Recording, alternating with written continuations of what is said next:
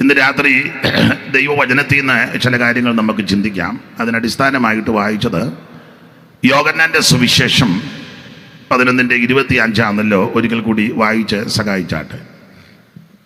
യേശു അവളോട്, ഞാൻ തന്നെ പുനരുത്ഥാനവും ജീവനുമാകുന്നു. എന്നിൽ വിശ്വസിക്കുന്നവൻ മരിച്ചാലും ജീവിക്കും. ഒരിക്കൽ കൂടി നമ്മുടെ കരവും ശബ്ദവും ഉയർത്തി ദൈവത്തെ മഹത്വപ്പെടുത്താം. ശക്തിയോടെ ദൈവത്തെ സ്തുതിച്ചാട്ടെ. ഒരിക്കൽ കൂടി ദൈവത്തിന് മഹത്വം കൊടുക്കാം. പൊൻവിളക്കേഴുള്ളിൽ പൊൻകച്ചയും പൂണ്ട പൊൻവിളക്കേഴുള്ളിൽ പൊൻകച്ചയും പൂണ്ട പൊൻവിളക്കേഴുള്ളിൽ പൊൻകച്ചയും പൂണ്ട് പൊൻവിളക്കേഴുള്ളിൽ പൊൻകച്ചയും പൂണ്ട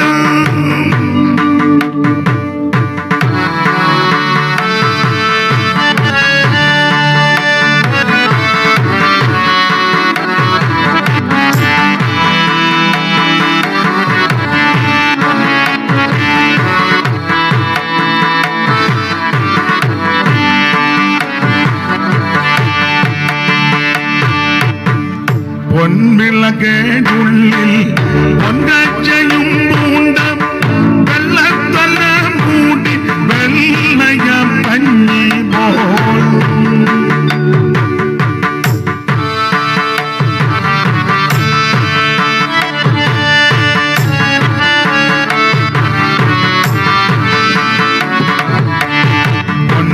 പൊൻവിളക്കേഴുള്ളിൽ പൊൻകച്ചയും പൂണ്ട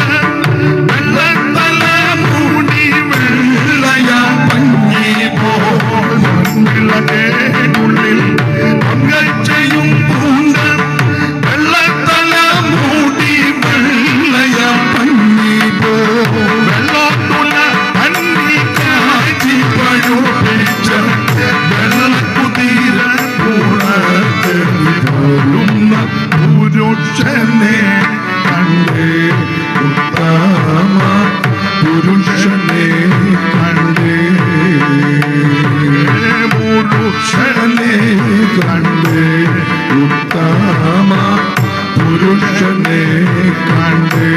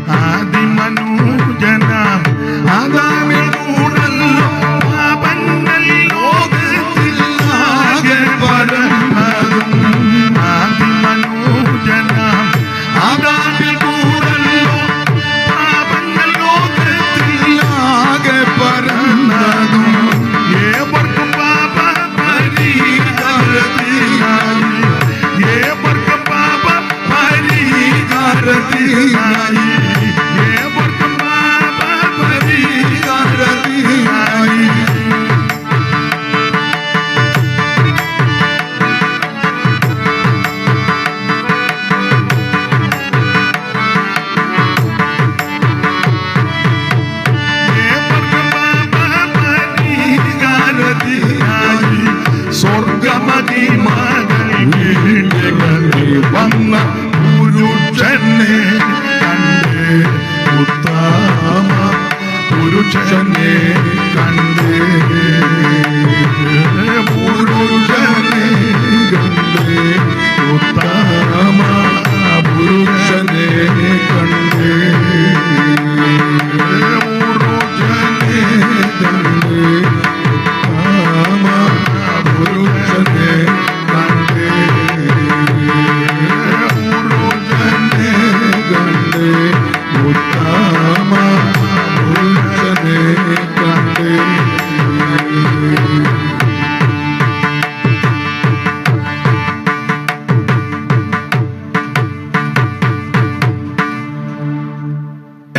ഈ നല്ല രാത്രിയിൽ എല്ലാ പ്രിയപ്പെട്ടവരെയും ദൈവം അനുഗ്രഹിക്കട്ടെ.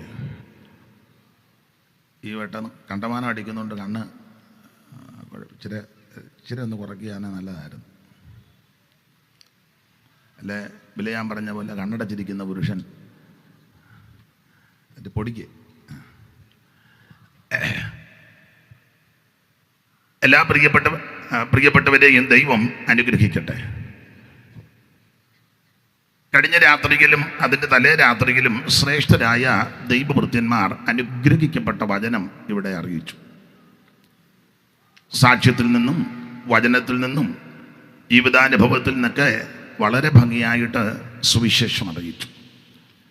ഇന്ന് രാത്രിയിലും ദൈവകൃപയിൽ ശരണപ്പെട്ട് ദൈവവചനത്തിൽ നിന്ന് ചില കാര്യങ്ങൾ ചിന്തിക്കാം. അതിനടിസ്ഥാനമായിട്ട് ഇന്ന് രാത്രി വായിച്ച തിരുവെടുത്ത് ഇവിടെ ഇരിക്കുന്ന എല്ലാവർക്കും പരിചിതമായൊരു തിരുവെടുത്താണ്. യോഹന്നാന്റെ സുവിശേഷം 11-ാം അധ്യായത്തിൻ്റെ 25-ാമത്തെ തിരുവെടുത്ത്. ഇന്ന് രാത്രി ശ്രദ്ധിക്കുക. സുവിശേഷം എന്തുവായി? സുവിശേഷം. സുവിശേഷം മതം മാറ്റമല്ല, സഭമാറ്റമല്ല, സംഘടന മാറുന്നതുമല്ല. അങ്ങനെയൊക്കെ ഓരോരുത്തർ എന്നും മാറുന്ന ആൾക്കാരുണ്ട്. സുവിശേഷം മറ്റുള്ളവൻ്റെ സൗകര്യം കെടുത്തുന്ന മാർഗവുമല്ല. സുവിശേഷം കുറച്ച് തത്വസംഹിതകളെ നിരത്തുന്ന മാർഗവുമല്ല. പ്രത്യയശാസ്ത്രങ്ങളെ വാരി വിതറുന്നതുമല്ല സുവിശേഷം. മനുഷ്യനെ വൈരാഗ്യബുദ്ധി കൊടുത്തതിന് ശേഷം അങ്ങോട്ടും ഇങ്ങോട്ടും കൊല്ലാനും തല്ലാനും പ്രേരിപ്പിക്കുന്ന മാർഗവുമല്ല സുവിശേഷം. സുവിശേഷം എന്തെന്ന് ചോദിച്ചാൽ ഒറ്റവാക്കിൽ പറഞ്ഞാൽ അതൊരു വ്യക്തിയാണ്. അത് മറ്റാരുമല്ല, നസറായനാകുന്ന യേശു ക്രിസ്തു. ഇവിടെ ഇരിക്കുന്ന എല്ലാവർക്കും ഇതെല്ലാം മനഃപ്പാഠമാ. അറിയാത്ത ആരെങ്കിലും ഉണ്ടെങ്കിൽ അവരുടെ അറിവിനായി പറയുന്നത്.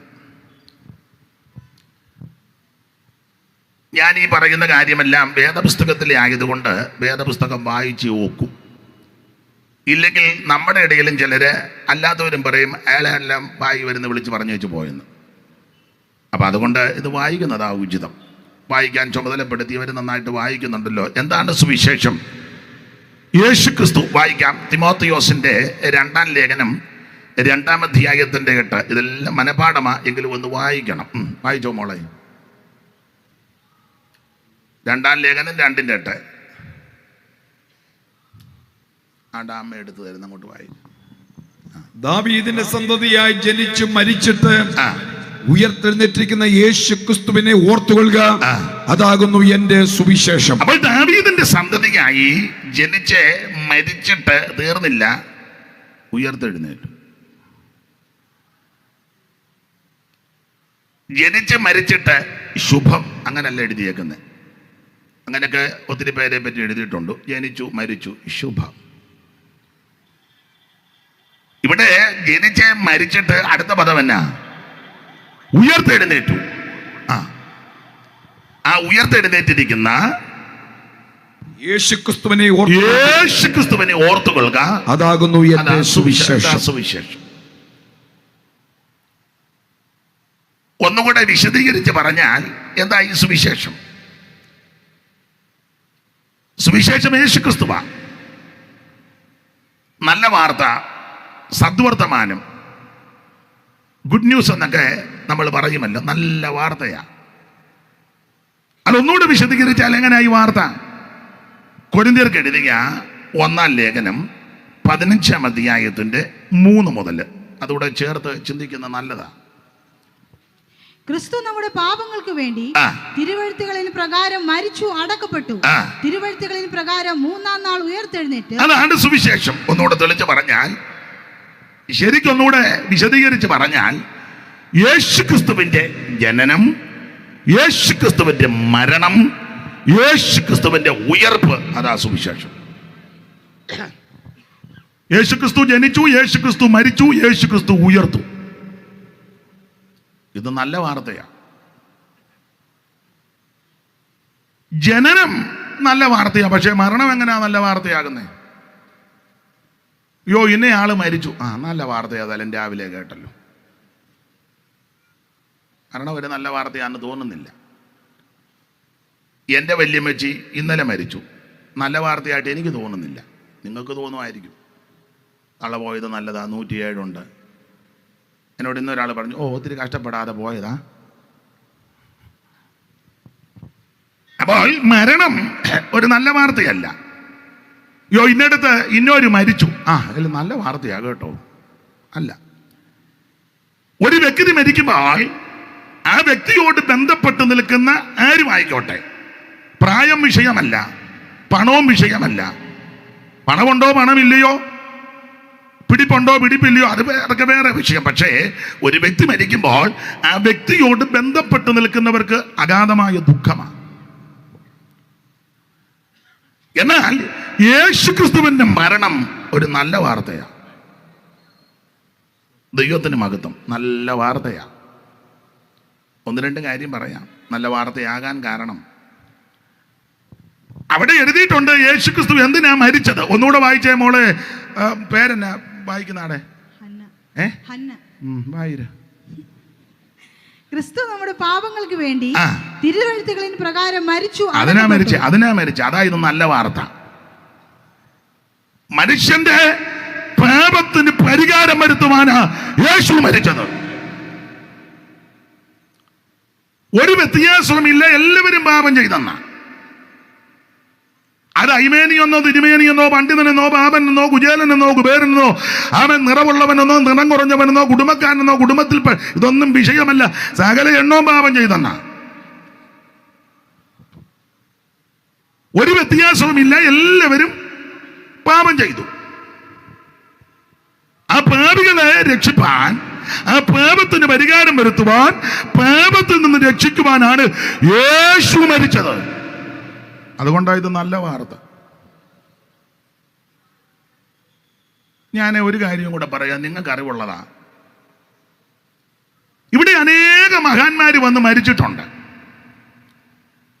ഞാൻ എപ്പോഴും പറയും, മുട്ടറ്റം ഒരു വസ്ത്രം ധരിച്ച്, ഒരു കയ്യിൽ വടി, ഒരു കയ്യിലെ ശരറാന്തലുമൊക്കെ പിടിച്ച് ബ്രിട്ടീഷുകാരോട് വടപൊരുതി ഇന്ത്യക്ക് സ്വാതന്ത്ര്യം നൽകുവാൻ, നേടിയെടുക്കുവാൻ അഹോരാത്രം ബന്ധപ്പെട്ട രാഷ്ട്രപിതാവാണ് മഹാത്മജി. അദ്ദേഹം മരിച്ചു. ഓട്സയുടെ വെടിയേറ്റ് ആ നല്ല മനുഷ്യൻ മരിച്ചു. അതൊരു നല്ല വാർത്തയല്ല. അല്ല. ഇന്ദിരാഗാന്ധി അംഗരക്ഷകരുടെ വെടിയേറ്റ് മരിച്ചു, നല്ല വാർത്തയല്ല. പ്രിയ മകൻ രാജീവ് ഗാന്ധിയും മരിച്ചു, നമുക്കറിയാം, നല്ല വാർത്തയല്ല. ഭരണതന്ത്രജ്ഞന്മാര് പലരും മരിച്ചു, മിടുക്കന്മാരെല്ലാം മരിച്ചു. സമർത്ഥനായ സീസറും പ്രശസ്തനായ ഹോമറും സമത്വമറ്റ സോളമൻ തുടങ്ങിയുള്ള വിജ്ഞർ എല്ലാവരും മരിച്ചു. മിടുമിടുക്കന്മാര്, മണർകാട് പാപ്പനും മരിച്ചു ഇല്ലേ? വെടിപ്പ് കണ്ടിട്ട് പുള്ളി മരിച്ചില്ലെന്ന് തോന്നുന്നു. എല്ലാവരും മരിച്ചു, മിടുക്കന്മാര്. ഞങ്ങളുടെ നാട്ടിലെ അന്നത്തെ കാലത്ത് ധനാഢ്യന കായൽ രാജാവ് മുരിക്കൻ, പുള്ളി മരിച്ചു. ഇവിടെ വന്ന സാമുദായിക നേതാക്കന്മാരും മരിച്ചു. ശ്രീനാരായണ ഗുരു സമാധി എന്നാ പറഞ്ഞ, സമാധി അടങ്ങി. അയ്യങ്കാളി അദ്ദേഹവും ഔവണ്ണം തന്നെ. പണ്ഡിറ്റ് കറുപ്പൻ അദ്ദേഹവും മരിച്ചു. വൈകുണ്ഠസ്വാമികള് അദ്ദേഹവും മരിച്ചു. പൊയ്കയിൽ യോഹന്നാൻ അവർകള് അദ്ദേഹവും മരിച്ചു. ഇവിടെ വന്ന എല്ലാ മിടുക്കന്മാരും പ്രഗത്ഭന്മാരും മന്ത്രിപുങ്കവന്മാരും രാഷ്ട്രീയ അധികായകന്മാരെല്ലാം മരിച്ചു. EMS അടക്കം എല്ലാവരും മരിച്ചു. കെ കരുണാകരനും മരിച്ചു. അപ്പോൾ ഇവരുടെ എല്ലാം മരണവാർത്ത നല്ലതല്ല. എന്നാൽ യേശുക്രിസ്തുവിന്റെ മരണവാർത്ത നല്ല വാർത്തയാണ്. അതെന്താ ഇത് നല്ല വാർത്തയാകാൻ കാരണങ്ങൾ? 1-2 കാര്യം പറഞ്ഞ ഭാഗം വിടാം. യേശുക്രിസ്തുവിന്റെ മരണത്തെ പോലെ പ്രസംഗിക്കുന്ന വേറെ ആരുടെയും മരണമില്ല. മറ്റുള്ള മഹാന്മാരും ധീരന്മാരും ഒക്കെ മരിച്ചപ്പോൾ ആ മരണ ദിവസം നമ്മളൊന്ന് ഓർക്കും. മഹാത്മജി ആന്നേലും ഇന്ദിരാജി ആന്നേലും അല്ലെങ്കിൽ മറ്റ് പ്രഗത്ഭന്മാരൊക്കെ മരിക്കുമ്പോൾ ചിലപ്പോൾ മനോരമയുടെ ഒരു ഭാഗത്ത് ഒരു ഫോട്ടോയും ഒക്കെ ഇന്നാണ് അവരുടെ ചരമദിനം. ഒക്കുന്നെങ്കിൽ ഒരു ഫോട്ടോയും ഒക്കെ വെച്ചൊരു പൂമാലയൊക്കെ ഇട്ട് അവരോട് വളരെ പ്രിയപ്പെട്ടവരോട് ബന്ധമുള്ളവരും സഹകരിക്കുന്നവര് ഒരു മീറ്റിംഗ് ഒക്കെ നടത്തും. ആ മീറ്റിങ്ങിലും എല്ലാവരും മരണത്തെ പറ്റിയൊന്നും അധികം വിസ്തരിക്കത്തില്ല. അവർ ചെയ്ത നല്ല പ്രവൃത്തികളാണ്. എന്നാൽ ഇതിൽ നിന്നെല്ലാം വ്യത്യസ്തമാണ്. ഇവരുടെ എല്ലാം മരണ ദിവസമാണ് ഓർക്കുന്നത് പറയുന്നത്. എന്നാൽ യേശുക്രിസ്തുവിന്റെ മരണം എല്ലാ ദിവസവും ഓർക്കുക, എല്ലാ ദിവസവും പ്രസംഗിക്കുന്നുമുണ്ട്. ഇന്ന് ഞാനിവിടെ പ്രസംഗിക്കുമ്പോൾ ഇതുപോലെ 100 കണക്കിന് സ്റ്റേജിൽ യേശുവിന്റെ മരണം പ്രസ്താവിക്കുക. അനേക ദൈവദാസന്മാർ ഇന്ന് പകലും ഈ മരണത്തെ പ്രസ്താവിച്ചവർ ഇതിനകത്ത് ഇരിപ്പുണ്ട്. ഇരിപ്പ് കാണുമ്പോൾ എനിക്കറിയാം പരസ്യോഗമൊക്കെ നടത്തി വെച്ച് വന്നവരുണ്ട്. മരണത്തെ പറ്റിയാ, വേറൊന്നും പറയുന്നില്ല. ആയിരക്കണക്കിന് ലക്ഷക്കണക്കിന് പ്രിയപ്പെട്ടവർ ഓരോ ദിവസവും യേശുവിന്റെ മരണം പ്രസംഗിക്കുക. അതെന്താ? ഈ മരണത്തിന് മഹത്വമുള്ള മരണമാണ്. മറ്റാരുടെയും മരണം ഇതുപോലെ പ്രസംഗിക്കുന്നില്ല. അതുകൊണ്ടാണ് യേശുവിന്റെ മരണത്തിന് വിശേഷത. നല്ല വാർത്തയാണ്. മാത്രമല്ല, യേശുക്രിസ്തുവിന്റെ മരണം ഓർക്കുന്നത് പോലെ വേറെ ആരുടെയും മരണം ഓർക്കുന്നില്ല. ഞാൻ പറഞ്ഞവരുടെ അല്ലെങ്കിൽ നിങ്ങൾക്ക് അറിവുള്ളവരുടെയൊക്കെ മരണം ആ ദിവസമാണ് നമ്മളൊന്ന് ഓർക്കുന്നത്. എന്തിനേറെ നമ്മളെ ജനിപ്പിച്ച അപ്പൻ, നമ്മളെ 10 മാസം നൊന്ത് വേദനിച്ച് പ്രസവിച്ച അമ്മ ആ മരിച്ച ദിവസം പോലും ഓർക്കാത്ത ആൾക്കാരുണ്ട്. എല്ലാവരും അല്ലെങ്കിലും ചിലര് ചേടുത്തി വിളിച്ച് പറഞ്ഞു, കുഞ്ഞന്നാമേ ഇന്നാടി നമ്മുടെ അച്ചായി മരിച്ച. ആന്നോ? ഞാൻ ആ കാര്യം അങ്ങ്. അപ്പൊ ജനിപ്പിച്ച അപ്പൻ മരിച്ച ദിവസം പോലും ചിലരെ ഓർക്കുന്നില്ല. പെറ്റതള്ള മരിച്ച ദിവസം പോലും ഓർക്കാത്തവരുണ്ട്. കുറ്റമല്ലീ പറയുന്നത്, ചിലപ്പോൾ ഓർമ്മക്കേടായിരിക്കും. അതും ആരെങ്കിലും പറയുമ്പോഴാണ് നമ്മൾ ഓർക്കുന്നത്. പക്ഷെ യേശുവിന്റെ മരണം അങ്ങനെ എല്ലാ ദിവസവും ഓർക്കുക, എല്ലാ ആഴ്ചയിലും ഓർക്കുന്നുണ്ട്. ഒരു ഞായറാഴ്ച സഭായത്തിന് ആ ചർച്ചിലോട്ട് ചെല്ലുമ്പോൾ അവിടെ തിരുമേശ ഒരുക്കി വെച്ചിരിക്കുക, അവിടുത്തെ മരണത്തെ വിളിച്ചറിയിക്കുക. ദൈവത്തിന് മകൻ ഇതുപോലെ അവൻ വേറെ ആരുടെ മരണമാ ഓർക്കുന്നേ? ഓർക്കുകയില്ല. യേശുക്രിസ്തുവിന്റെ മരണം നല്ല വാർത്തയാ, ജനനം നല്ല വാർത്തയാ, മരണവും നല്ല വാർത്തയാ. നിങ്ങൾ വേദപുസ്തകം പഠിക്കുന്നവർക്കറിയാം, പുതിയ നിയമത്തിലെ ആദ്യത്തെ 5 പുസ്തകത്തിൽ 4 പുസ്തകം സുവിശേഷ പുസ്തകമാണ്. മത്തായി, മർക്കോസ്, ലൂക്കോസ്, യോഹന്നാൻ. ആ 4 പുസ്തകത്തിൽ നിങ്ങൾ ശ്രദ്ധിച്ചിട്ടുണ്ടോ? അറിയാം നിങ്ങൾക്ക്. 2 സുവിശേഷത്തിലെ യേശുക്രിസ്തുവിന്റെ ജനനത്തെ പറ്റി രേഖപ്പെടുത്തിയിട്ടുള്ളൂ. അത് മത്തായിയും ലൂക്കോസും. എന്നാൽ മർക്കോസും യോഹന്നാനും ജനനത്തെ പറ്റി, യോഹന്നാൻ അധികം ഒന്നും വിസ്തരിച്ചിട്ടില്ല, മർക്കോസും ഒന്നും പറഞ്ഞിട്ടില്ല ജനനത്തെ പറ്റി. എന്നാൽ യേശുക്രിസ്തുവിന്റെ മരണത്തെ പറ്റി 4 സുവിശേഷത്തിലുമുണ്ട്. എത്ര അധ്യായമാണ്! അതെന്താ വിളിച്ചു പറയുന്നത്? മരണം നല്ല വാർത്തയാണ്. യേശുക്രിസ്തുവിന്റെ മരണം ഞാനധികം ദീർഘമാക്കുന്നില്ല, കാരണം അവിടെ എഴുതിയിട്ടുണ്ട്, ക്രിസ്തു നമ്മളുടെ പാപങ്ങൾക്ക് വേണ്ടി മരിച്ചു. ഇന്ന് രാത്രി ആ കർത്താവിനെ ഉയർത്തുന്നത്. അപ്പൊ ഇത് നല്ല വാർത്തയാ, സുവിശേഷം നല്ല വാർത്ത. സുവിശേഷത്തെ ഒടുക്കിക്കളയുവാൻ, മുടിച്ചു കളയുവാൻ അനേകർ രംഗത്ത് വന്നിട്ടുണ്ട്. കച്ചയും കെട്ടിയൊക്കെ വന്നു. കച്ച അടിഞ്ഞതല്ലാതെ ഇതിന് കോട്ട ഒന്നും വന്നിട്ടില്ല. അതിന്റെ കാരണം ഇത് ചത്തൊടുങ്ങിയ മാർഗമല്ല, ഉയർത്ത മാർഗമാണ്.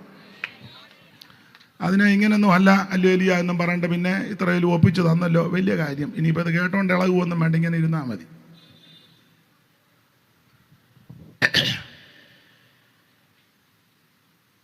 നിങ്ങൾ വൃശ്ചിക വ്രതം നടക്കുന്ന സമയത്ത് എരുമേലി ചെന്ന് എന്തോ ശക്തിയോടെ നിങ്ങൾ ചാടുകയും പറയുകയൊക്കെ ചെയ്യുന്നു. നീ 90 കിലോ ഉണ്ട്, 1/2 കിലോയുടെ സ്വത്രം പോലും പറയുന്നില്ല, വന്നിരിക്കുക. ആരോട് പറയാൻ? അറിഞ്ഞു വേണം ദൈവത്തെ മഹത്വപ്പെടുത്താൻ. ആട്ടെ, നമുക്ക് ആ വിഷയം വിടാം. അപ്പോൾ സുവിശേഷത്തെ തകർത്ത് കളയുവാൻ അനേകർ രംഗത്ത് വന്നു. സുവിശേഷത്തിന് ഒരു കോട്ടവും വന്നിട്ടില്ല. ഇന്നൊരാൾ പറഞ്ഞു സുവിശേഷം എല്ലാം തീർന്നെന്ന്. അങ്ങനൊന്നും തീരുകയില്ല. ഇത് ചത്തൊടുങ്ങിയ മാർഗമല്ല, ഉയർത്ത മാർഗമാണ്.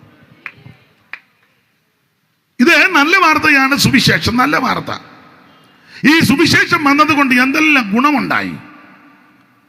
നിങ്ങൾ കണ്ണടച്ചിരുട്ടാക്കരുത്, നിഷ്പക്ഷമായിട്ട് ചിന്തിക്കണം. സത്യാന്വേഷികളുണ്ട്, ചരിത്രം വളച്ചൊടിക്കാത്ത നേരായ മാർഗത്തിൽ പഠിച്ചവരുമുണ്ട്, പഠിപ്പിക്കുന്നവരുമുണ്ട്, പഠിച്ചവരുമുണ്ട്.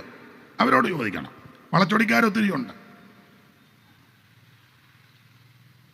ഒരു കാലത്ത് ഈ വഴിയിൽ കൂടെ ഞാൻ എപ്പോഴും പറയുന്ന കാര്യം ഒന്നുകൂടെ ആവർത്തിക്കുക, സാധുക്കളാകുന്ന ആൾക്കാർക്ക് ഈ വഴിയിൽ കൂടെ ഒന്നും നടക്കാനൊക്കത്തില്ല. ഒരു കാലത്ത് കേരളത്തിലെ കാര്യമായി പറയുന്നത് ചൊല്ലി പറയാറുണ്ട്. ആസ്ട്രേലിയയിൽ അവിടെ നിൽക്കട്ടെ, ഇവിടുത്തെ കാര്യം ഇപ്പം പറയാം, പിന്നല്ലേ അമേരിക്കയിലെ കാര്യം, ഇവിടുത്തെ കാര്യം പറയാം. ഒരു കാലത്ത് സാധുക്കളാകുന്ന പ്രിയപ്പെട്ടവർക്ക് വഴിയിൽ കൂടെ നടക്കാനൊക്കത്തില്ല, അയിത്തമുള്ള കാലമാണ്. ഇത്ര അടി ദൂരം നടക്കണം. ചില പ്രിയപ്പെട്ടവർ വരുമ്പോൾ ശബ്ദമുണ്ടാകും, ഹോയ് ഹോയ് എന്നപ്പോൾ എല്ലാവർക്കും ഒന്നും വഴി നിൽക്കാനൊക്കത്തില്ല, ഇത്ര അടി ദൂരം. നായരിത്രയടി, ഈഴവരിത്രയടി, പുലയരിത്രയടി, സാമ്പവരിത്രയടി, കുറവനിത്രയടി, അത്രയടി ദൂരം എന്നില്ലേ വേറെ അടി. അതിനൊക്കെ ആളിനെ ക്രമപ്പെടുത്തി വെച്ചിരിക്കുക. അപ്പൊ അങ്ങനെ ഒരു കാലം ഈ കേരളത്തിലുണ്ടായിരുന്നു, അയിത്തം. വലിയ വലിയ തറവാടുകളിൽ എല്ലാവർക്കും കയറി ചെല്ലാനൊക്കത്തില്ല, ഒന്നിച്ചിരുന്ന് ഭക്ഷണം കഴിക്കത്തില്ല. അതുകൊണ്ടാണല്ലോ മിശ്രഭോജനം. ഭാഗത്തേക്കൊന്നും ഞാൻ പോകുന്നില്ല, നിങ്ങൾക്കറിയാം, എന്നേക്കാൾ അറിവുള്ളവരാ.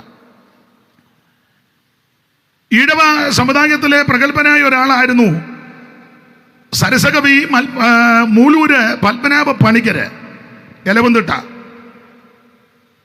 ഈഴവ സമുദായത്തിലെ അതികായകന മഹാകവിയാ. പക്ഷെ അദ്ദേഹത്തെ സരസകവി മൂലൂര് പത്മനാഭ പണിക്കർ എന്ന് സംബോധന ചെയ്തില്ല. അയിത്തമുള്ള കാലം, അതുകൊണ്ട് പണിക്കർ ഇറില്ല, ഇന്ന. വിവരമുള്ളവർക്ക് മനസ്സിലായി കാണും. അത് പിന്നത്തേതിലാണ് മാറ്റിയത്, അയിത്തം. അതുപോലെ തന്നെ ഈഴവ സമുദായത്തിനിടയിൽ വളരെ പ്രഗത്ഭനായ ഒരു മനുഷ്യനായിരുന്നു ആലുംമൂട്ടിൽ ചാന്നാര്.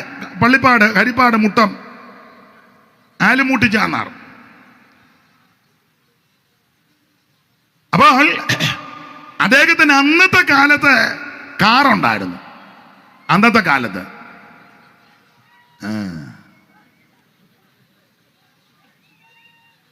ഡേടെ മാനസാന്തരപ്പെട്ട് യേശുവിനെ രക്ഷിതാവായി സ്വീകരിച്ചില്ലേ, നീ എല്ലാം അടിച്ച് തീരെ യേശുവിനെ രക്ഷിതാവായി സ്വീകരിച്ചു. പോ പറയണ്ടേ. അപ്പൊ ശ്രദ്ധിക്കുക, ആലുംമൂട്ടിച്ചാന്നാർ. അന്നത്തെ കാലത്ത് അദ്ദേഹത്തിന് കാറുണ്ട്. തിരുവിതാംകൂറിലെ കാറുള്ള ഒന്നോ രണ്ടോ പേരിൽ ഒന്ന് ഈഴവ സമുദായത്തിലെ അന്നത്തെ വലിയ പ്രമാണി ആലുംമൂട്ടിച്ചാന്നാര്. അദ്ദേഹത്തിന് കാറുണ്ട്. ഭാഗത്താനത്ത് ഒരെണ്ണത്തിന് കാറില്ല. നിങ്ങൾക്കുണ്ടായിരുന്ന കാറ് മഴക്കാറായിരുന്നു. ഇപ്പോഴല്ലേ 10 പുത്തനുമൊക്കെ ആയി പരുവക്കേട് മാറിയത്. അന്ന് പുള്ളിക്ക് കാറുണ്ടായിരുന്നെന്ന്. ആ മുഖം തെളിയാത്ത അസൂയ കൊണ്ടാ. എനിക്കറിയാം, പ്രാർത്ഥിക്കുന്നതിനുമൊക്കെ അസൂയ. പക്ഷെ അദ്ദേഹത്തിന്റെ ചരിത്രം നിങ്ങൾക്കറിയാം. അദ്ദേഹം കാറ് വരുമ്പോൾ കാർ ഓടിക്കുന്നത് നായരാ. കാർ ഓടിക്കുന്നത് നായര്, ഈഴവൻ്റെതാ കാറ്. അദ്ദേഹം ആ മുതലാളി. പക്ഷെ കാറിഞ്ഞോട്ട് വിട്ട് ഈ ഹരിപ്പാട്ട് അമ്പലത്തിന് അവിടെ വരുമ്പോൾ, പഴയ അമ്പലമാണ് ഹരിപ്പാട്ട് അമ്പലം, 2 ക്ഷേത്രമാടുത്തത്, മണ്ണാർശാലയും ഹരിപ്പാടും. പണ്ട് ഞാൻ 2ഇടത്തും പോയിട്ടുള്ളതാണ് ഈ മാർഗത്തിൽ വരുന്നതിന് മുമ്പ്. അത് വേറൊരു കഥ, അത് പിന്നെ ഒക്കുക എന്നേ പറയാം. അപ്പോൾ ഹരിപ്പാട്ട് ക്ഷേത്രത്തിന് അവിടെ വരുമ്പോൾ അയിത്തമുള്ളത് കൊണ്ട് ആലുംമൂട്ടിച്ചാന്നാർ വെളിയിലോട്ട് ഇറങ്ങിയിട്ട് നടന്ന് വേറൊരു വഴിയെ കൂടെ നടന്ന് അപ്പുറത്തെ റോഡിൽ ചെല്ലും. കാരണം അമ്പലത്തിന് അതിലേ വരാനൊക്കത്തില്ല, ഈഴവനാ, ഇതിലേ വരാനൊക്കത്തില്ല. മുതലാളിയാന്ന് പറഞ്ഞിട്ട് കാര്യമുണ്ടോ? കാറുണ്ടെന്ന് പറഞ്ഞിട്ടോ കാശുണ്ടെന്ന് പറഞ്ഞ അയിത്തം അതുപോലെ കൊടുമ്പിരിക്കൊണ്ടിരിക്കുക. ഡ്രൈവർ നായര് കാർ ഓടിച്ച് അമ്പലത്തിൻ്റെ സൈഡിൽ കൂടെ പോകും. അങ്ങനത്തെ കാലമായിരുന്നു. മറ്റുള്ളവർക്കായുടാനും നടുവാൻ, അതുകൊണ്ട് ആശാൻ പാടിയത്, എൻ കുമാരൻ ആശാൻ. ദുരവസ്ഥ, വല്ലാത്ത അവസ്ഥ കണ്ട് പുള്ളി ആശയത്തിൽ ഗംഭീരം ആയിരുന്നു. മറ്റുള്ളവർക്കായി ഉടാനും നടുവാനും കറ്റ കൊയ്യാനും മെതിക്കുവാനും, മറ്റുള്ളവർക്കായി ഉടാനും നടുവാനും കറ്റ കൊയ്യാനും മെതിക്കുവാനും പറ്റുമീ കൂട്ടർ ഇരുകാലി മാടുകൾ മറ്റു കൃഷി പണി ചെയ്യുവാനും. പറ്റുമീ കൂട്ടർ ഇരുകാലി മാടുകൾ മറ്റു കൃഷി പണി ചെയ്യുവാനും.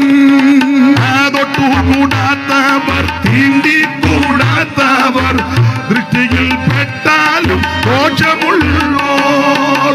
തൊട്ടുകൂടാത്തവർ തീണ്ടിക്കൂടാത്തവർ ദൃഷ്ടിയിൽ പെട്ടാലും ദോഷമുള്ളോർ.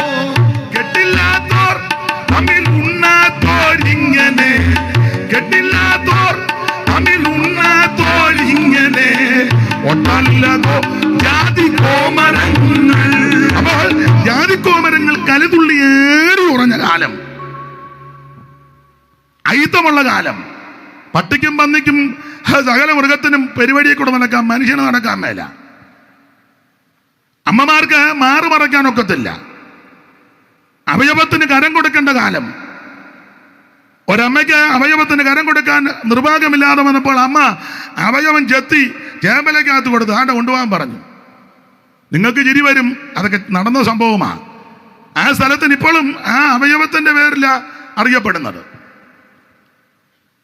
സാധുക്കളാകുന്ന ആൾക്കാർക്ക് ആഭരണം ധരിക്കാനൊക്കത്തില്ല. അഥവാ ധരിക്കാൻ താല്പര്യമുണ്ടെങ്കിൽ കല്ലുകൊണ്ട് മാല ഉണ്ടാക്കണം. മാത്രമാണോ അടിമക്കമ്പോളങ്ങൾ, അടിമച്ചന്തകൾ. ഈ മധ്യ തിരുവിതാംകൂറിലെ പ്രധാനപ്പെട്ട അടിമച്ചന്തകളാൽ 2 എണ്ണമാണ്. ഒന്ന് ചങ്ങനാശ്ശേരി, 2 മല്ലപ്പള്ളി. അടിമ എതിർത്താൽ അന്ന് വെട്ടിക്കൊല്ലും. അതുകൊണ്ട് ആ മല്ലപ്പള്ളിക്കടുത്ത് പണ്ടൊരു പേരുണ്ട്, വെട്ടുകണ്ടം. ആളിനെ കൊണ്ട് വെട്ടിക്കണ്ടിക്കുക. അതിനൊക്കെ എതിരെ ആ PRDS-ന്റെ സ്ഥാപകൻ പൊയ്കയിൽ യോഹന്നാൻ അവർകൾ പൊരുതിയത്. ഞാൻ ആ ഭാഗത്തേക്കൊന്നും പോകുന്നില്ല, അത് അവരതിൻ്റെ പരുവത്തിന് പറഞ്ഞോളും. അവർ അറിയാവില്ല പറയാൻ. അപ്പോൾ അടിമകളെ കൊണ്ട് വില പറയും, അപ്പനെയും അമ്മയും മക്കളെയും കൊണ്ട് വില പറയും ചന്തയിൽ. അടിമകൾ തന്നെ പല നിലയിൽപ്പെട്ടവരാ. സൗന്ദര്യമുള്ളവര്, സൗന്ദര്യം കുറഞ്ഞവര്, മിടുക്കന്മാര്, മിടുക്ക് കുറഞ്ഞവര്, കഴിവുള്ളവര്, കഴിവില്ലാത്തവര്, ആരോഗ്യമുള്ളവർ, ആരോഗ്യമില്ലാത്തവർ. അപ്പോൾ വന്ന് വില പറയുമ്പോൾ ഇഷ്ടപ്പെട്ടവരെ വിലയ്ക്ക് മേടിച്ചു പോകും. ചിലപ്പോൾ അപ്പനും അമ്മയും മക്കളും കൊണ്ട് നിൽക്കുക. ഒരു മുതലാളി വന്ന് അപ്പനെ ഇഷ്ടപ്പെട്ട് കാണും, നല്ല ആരോഗ്യം, അപ്പനെ വിലയ്ക്ക് മേടിച്ചുകൊണ്ടങ്ങ് പോകും. അമ്മയും മക്കളും നോക്കി നിൽക്കുക, മിണ്ടാനൊക്കത്തില്ല. കുഞ്ഞുങ്ങളെ പിടിച്ചോണ്ട് പോകും കാശ് കൊടുത്ത്. അപ്പനും അമ്മയും മാതാപിതാക്കൾ ഒന്നും മിണ്ടാനൊക്കത്തില്ല, സകാരായിട്ട് നിൽക്കുക. ചിലപ്പോൾ മൂത്ത പിള്ളേരെയും അപ്പനെയും കൊണ്ടുപോകും. ഇളയ കൊച്ചും അമ്മയും വാവിട്ട് നിലവിളിക്കുക. ഇങ്ങനത്തെ കാലം. ഇതൊന്നും പറഞ്ഞാൽ ഇപ്പോൾ ഒന്നും പിടികിട്ടിയില്ല. ഇപ്പൊ എല്ലാം വേറെ രീതി വന്നിരിക്കുക. നിങ്ങൾ ഓർക്കുന്ന പണ്ട് മുതലേ ഇങ്ങനെ ആയിരുന്നു ഉള്ള അതിൻ്റെ എല്ലാം വല്യപ്പനായിട്ട് ഉഴുതു മറിച്ച്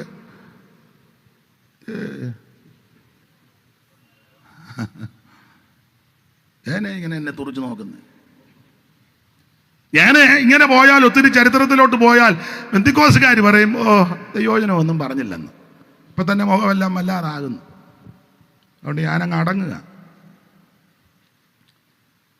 ആശുപത്രി ചെന്നാൽ കയറ്റത്തില്ലല്ലോ പണ്ട് കാലത്ത്. അയിത്തമാ, എല്ലാവരെയും ഒന്നും പരിശോധിക്കത്തില്ല. കഴിവുള്ളവര്, നിറമുള്ളവര്, കാശുള്ളവര്, കുലീനന്മാർ, ഉന്നതന്മാരെ പരിശോധിക്കും. സാധുക്കളാകുന്നവരെ ചെന്നാൽ പരിശോധിക്കത്തില്ല. അവരെയൊക്കെ മാറ്റി ഒരു മൂലയെ നിർത്തും. ദൂരെ നിന്നിങ്ങനെ നോക്കും, അപ്പോത്തിക്കിരി. പിന്നെ എല്ലാ മരുന്നെല്ലാം കൂടെ കലക്കി വലിയ അണ്ടാവ് പോലെ കലക്കിയിട്ടിരിക്കുക. ഓരോ കുപ്പി നിറച്ച് തള്ളക്കൊക്കെ തള്ള അവിടെ മുതൽ കുടിച്ചങ്ങ് പോവുക. ചോദിക്കും, നിനക്ക് നിറച്ച് കിട്ടിയോ അടിയെന്ന്. എനിക്ക് 3/4 കുപ്പി കിട്ടിയോ ചമ്മ. അവിടെ മുതൽ കുടിക്കുക. ചിലതൊക്കെ രക്ഷപ്പെടും. ഇപ്പം നമുക്ക് രസകരമായി തോന്നും, ഇതൊക്കെ അനുഭവിച്ചവരുണ്ട്.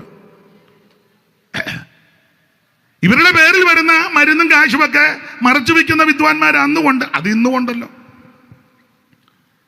അതുകൊണ്ടാ ചിങ്ങവനത്തെ നമ്മുടെ പേരെന്തുവാ, സുശീലൻ ഭാഗവതന് ഞാനറിയാം. അദ്ദേഹം ഒരു പാട്ട് ഇതെല്ലാം കൂടെ കണ്ട് ഈ ഈ കാട്ടായം എല്ലാം കണ്ട് പുള്ളി പാട്ടെഴുതി. പാടാൻ എനിക്ക് വയ്യ, എന്നാലും പാട്ട് നല്ലതാ. നല്ല നല്ല മരുന്നുകൾ മെല്ലമേ കരത്തിലാക്കി ചില്ലയിൽ കാഴ്ചവർകളിടുന്നു. നല്ല നല്ല മരുന്നുകൾ മെല്ലമേ കരത്തിലാക്കി ചില്ലയിൽ കാഴ്ചവർകളിടുന്നു. ഒട്ടുകുപ്പായക്കാരെ കണ്ട ഒപ്പം പിടിച്ചിരുത്തി ഒട്ടുകുപ്പായക്കാരെ കണ്ടാൽ ഒട്ടുകുപ്പായക്കാരെ കണ്ടാൽ ഒപ്പം പിടിച്ചിരുത്തി കുപ്പിയിലെ മരുന്നുകൾ കൊടുത്തിടുന്നു. സർക്കാർ ആശുപത്രികൾ ജീവിതമായ സാധുജനങ്ങൾ എന്തു ഗതി, ആകുലം തീർപ്പാൻ എന്തു വഴി.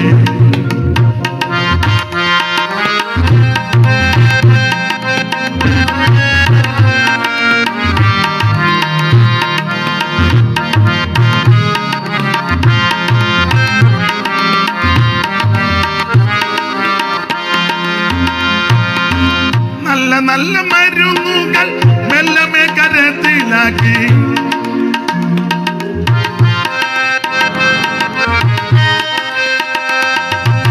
നല്ല നല്ല മരുന്നുകൾ മെല്ലമേ കരത്തിലാക്കി ചില്ലയിലെ കാഴ്ചവർകൾ എടുത്തിടുന്നു. ഒട്ടുകുപ്പായക്കാരെ കണ്ടാൽ ഒപ്പം പിടിച്ചിരുത്തി കുപ്പിയിലെ മരുന്നുകൾ കൊടുത്തിടുന്നു. സർക്കാർ ആശുപത്രികൾ ജീവിതമായ സാധുജനങ്ങൾക്ക് എന്തു ഗതി, ആകുലം തീർപ്പാൻ എന്തു വഴി. അപ്പൊ ശ്രദ്ധിക്കുക, നല്ല നല്ല മരുന്ന് വന്നാൽ ഇതുങ്ങൾക്ക് കൊടുക്കുകയല്ല, അതൊക്കെ വേറെ വകുപ്പാ, ഞങ്ങളെ പരിശോധിക്കത്തുമില്ല. പിന്നെ ആരെ പരിശോധിക്കുമെന്ന് ഭാഗവതർ എഴുതി, അത് ഞാനിപ്പോൾ പറഞ്ഞ അലോഗ്യം ഉണ്ടാകും. എന്നാലും ഒരു പരിപാടാ. ചിലരെ കാണുമ്പോൾ പ്രത്യേക പരിശോധനയാണ്. അത് ഞാൻ എൻ്റെ കൊങ്ങായിക്ക് പിടിക്കരുത്, പുള്ളി എഴുതിയാനാ. കെട്ടുപ്രായം തീകത്തുണ്ണിമാർ വന്നിടുമ്പോൾ മട്ടുമാറി എഴുന്നേക്കും പരിശോധിക്കും. അത്രയും കേട്ടാ മതി, ബാക്കി പാടിയാ പിന്നെ. അപ്പോൾ ഇങ്ങനത്തെ അധപ്പതിച്ച കാലം, ഒന്നിച്ച് ഭക്ഷണം കഴിക്കത്തില്ല. എൻ്റെ വല്യമ്മച്ചി ഞാൻ ഓർപ്പിച്ചല്ലോ, ഇന്നലെയാ മരിച്ചത്, 107. അപ്പോൾ ഒത്തിരി കാര്യങ്ങൾ പറഞ്ഞു തന്നിട്ടുണ്ട്. ഞാൻ കുട്ടനാട്ടുകാരനാ, കാവാലംകാരനാ. അപ്പം വല്യമ്മച്ചി പറഞ്ഞിട്ടുണ്ട്, പണ്ട് ഈ തമ്പുരാക്കന്മാരുടെയൊക്കെ വീട്ടിൽ ചെന്നാൽ കേറ്റുകയല്ല, ഈ ഭക്ഷണമൊക്കെ കൊടുക്കുമ്പം മുറ്റത്ത് കുഴി കുത്തി ഇല കോട്ടി അതിനകത്തൊക്കെയാണ് കൊടുക്കുന്നത്. ഇനി ഈ പാത്രം അഥവാ വല്ലതും കൊടുത്താൽ അത് കഴുകി കമത്തണം. അങ്ങനത്തെ വല്ലാത്ത കാലമുണ്ടായിരുന്നു. ഒന്നിച്ച് ഭക്ഷണം കഴിക്കത്തില്ല, കൈതരത്തില്ല, സഹകരിക്കത്തില്ല. അപ്പോൾ ഇങ്ങനെയുള്ള വല്ലാത്ത കാലം മാത്രമാണോ വിദ്യ അഭ്യസിക്കുവാൻ അനുവദിക്കത്തില്ല. പള്ളിക്കൂടത്തിൽ കയറ്റുകയല്ലെന്ന്. ഞങ്ങൾക്കൊരമ്മയുണ്ട്, ഇപ്പം 99 100 കഴിഞ്ഞെന്നാ പിള്ളേർ പറഞ്ഞത്. തള്ള അംഗീകരിക്കുന്നില്ല, എന്നാലും ഉണ്ട്, നല്ല മൂച്ചുള്ള തള്ളയാ. അപ്പം ഞാൻ ചോദിച്ചു, അമ്മച്ചി എത്ര ക്ലാസ് പഠിച്ചു? അത് ഞാൻ പറയാമെന്ന് പറഞ്ഞു. അമ്മച്ചി പറഞ്ഞു, ഞാൻ 2.5 ക്ലാസ് പഠിച്ചെന്ന് പറഞ്ഞു. അമ്മയുടെ കണക്കാ 2.5 ക്ലാസ്. ഞാൻ ചോദിച്ചു, പിന്നെ എന്നെ നിർത്തിയത്? അത് പറയാമെന്ന് പറഞ്ഞു. അമ്മച്ചി പറഞ്ഞു, ഞാൻ പണ്ട് പഠിച്ചപ്പം അന്ന് ഈ അയിത്തമുള്ള കാലമാണ്. അപ്പം ഞാൻ പഠിച്ചുകൊണ്ടിരുന്നപ്പം ആ സ്കൂളിൻ്റെ വരാന്തയുടെ അങ്ങേ സൈഡിൽ ഈ പൂക്കൾ ഉണ്ടായിരുന്നു. അതിലൊരു പൂ ഞാനങ്ങ് പറിച്ചു, ഇഷ്ടം കൊണ്ട്. അപ്പോൾ ഒരു പയ്യൻ ചെന്ന് സാറിനോട് പറഞ്ഞു, അയാൾ പൂണൂലിട്ടയാളാണ്, സാറിനോട് ചെന്ന് പറഞ്ഞു, എവള് പൂ പറിച്ചെന്ന്. അപ്പോൾ ഈ സാറ്, എല്ലാ സാറന്മാരും ഒന്നും നല്ലതല്ല, എല്ലാ സാറന്മാരും പ്രശ്നക്കാരും എല്ലാം നല്ല ആൾക്കാരും ഉണ്ട്. പക്ഷെ അങ്ങേരെ അല്പം മൂപ്പായിരുന്നു. അപ്പം ഈ അമ്മച്ചിയെ പിടിച്ച് ബെഞ്ചെ കയറ്റി നിർത്തി ഈ പറഞ്ഞവൻ്റെ ഈ വടി കൊടുത്തേച്ച് പറഞ്ഞു, അന്നത്തെ കാലം അടിക്കണമെന്ന് പറഞ്ഞു. അടിക്കാൻ പൂ പറിച്ചതല്ല വിഷയം, അയിത്തമുള്ള കാലമാണ്, അടിക്കാൻ പറഞ്ഞു. അപ്പോൾ അവന് അടിക്കുക. ഓരോ അടി അടിക്കുമ്പോഴും സാറ് മൂളും. തലയ്ക്ക് കുറച്ച് നേരം കേട്ടപ്പം അരിശമായി. ചെറുപ്പമല്ല, വീര്യമാണ്. അപ്പം എന്നോട് പറഞ്ഞ് ഞാൻ എണ്ണി 14 അടി അടിച്ചവൻ. 14 അടി അടിച്ചപ്പോൾ എൻ്റെ കാലുമൊക്കെ പൊട്ടി. സാറിങ്ങനെ മൂളുക. 15ാമത്തെ അടി വന്നപ്പോൾ കാല് മടക്കി അവൻ്റെ മോന്തക്കടിച്ചു സ്ലേറ്റ് കൊണ്ട് താണ്ടിട്ടൊരു അടി അടിച്ച് അവിടെ നിന്ന് ഇറങ്ങി പോന്നെന്ന് പറഞ്ഞു. ഞാൻ ഇന്ന് വരെ അങ്ങോട്ട് ചെല്ലാനും ഒക്കെയില്ല. അള്ളക്ക് ധീരാജ വന്നിട്ട് അവൻ കരിമ്പ് കാട്ടി പാത്തിരുന്നു. സാറ് വന്നപ്പം വെട്ടുകത്തിക്ക് വെട്ടി കരിമ്പിനിട്ടാ കൊണ്ടത്. സാറ് ചാടി. കേൾക്കുമ്പോൾ നമുക്ക് അങ്ങനെയൊക്കെ തോന്നും. അന്നത്തെ കാലം അതാ. പേര് ഞാൻ പറയുന്നില്ല. പാടത്ത് പണിയെടുക്കുവാൻ കൊയ്യാൻ ഒന്നും അനുവദിക്കത്തില്ല. സമരമുറകളാ. പേരൊന്നും ഞാൻ പറയുന്നില്ല. അവസാനം പ്രശ്നം വന്നപ്പോൾ അന്ന് ചീട്ട് വെച്ചാ കൊയ്യിക്കുന്നത്.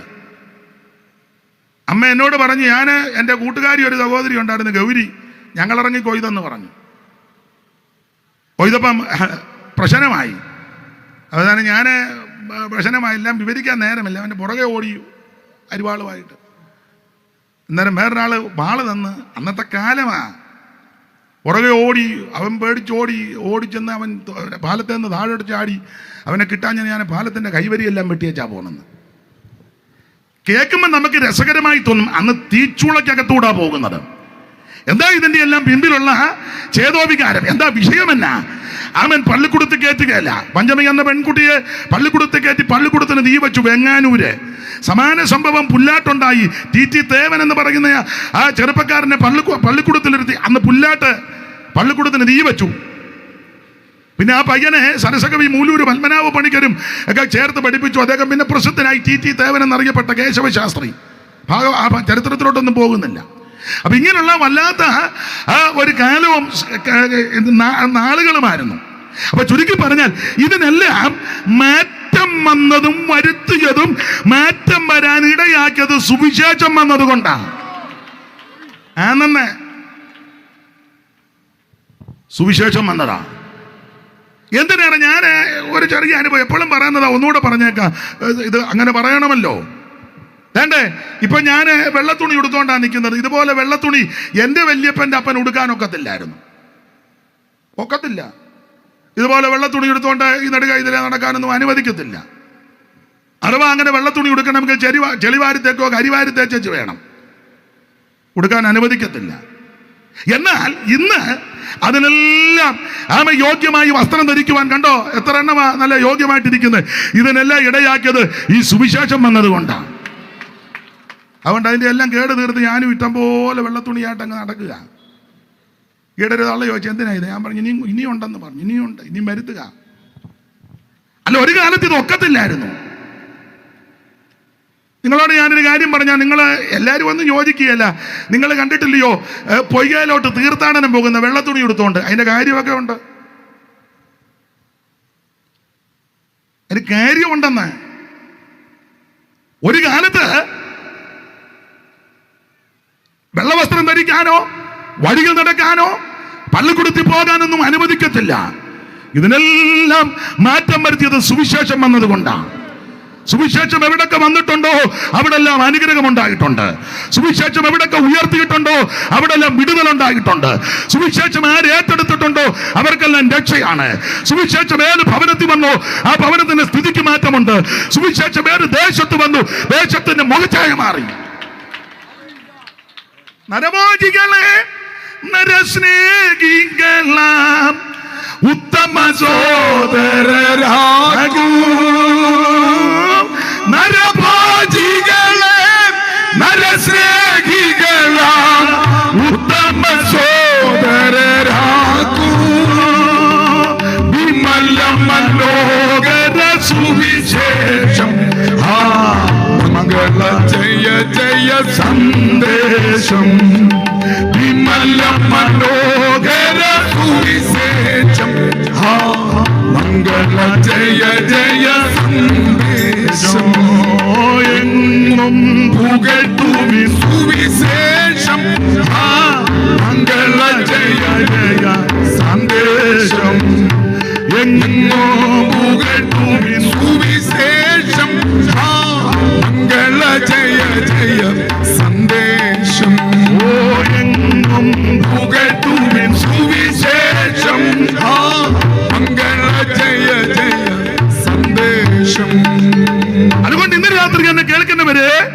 എവിടെയും ഉയർത്തുവാനും പറയുവാനും അറിയിപ്പാനും പറ്റുന്നതാണ് ഈ നല്ല വാർത്ത, സുവിശേഷം, ഗുഡ് ന്യൂസ്, സദ്വർത്തമാനം.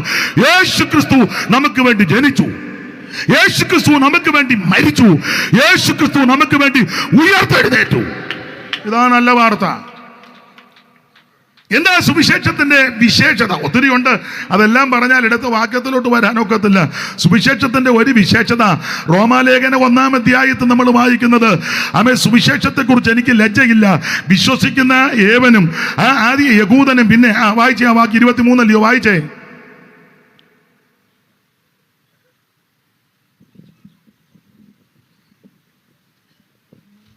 വായിക്കേ.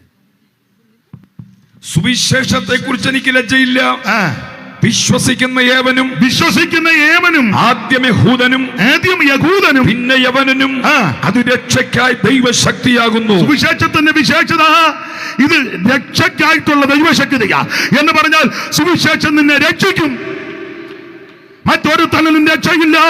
നാം രക്ഷിക്കപ്പെടുവാൻ ആകാശത്തിന് കീഴിൽ മനുഷ്യരുടെ ഇടയിൽ നൽകപ്പെട്ട ഒരേ ഒരു നാമം, അത് സുവിശേഷം, അത് യേശുക്രിസ്തുവിന്റെ നാമം. അപ്പൊ സുവിശേഷം രക്ഷിക്കുന്ന മാർഗമാണ്. ചിലക്ക് ഇതിനെ പറ്റിയൊക്കെ തെറ്റിദ്ധാരണകളാ. സുവിശേഷം മതം മാറ്റുക, സഭ മാറ്റുക, സംഘടന മാറ്റുക.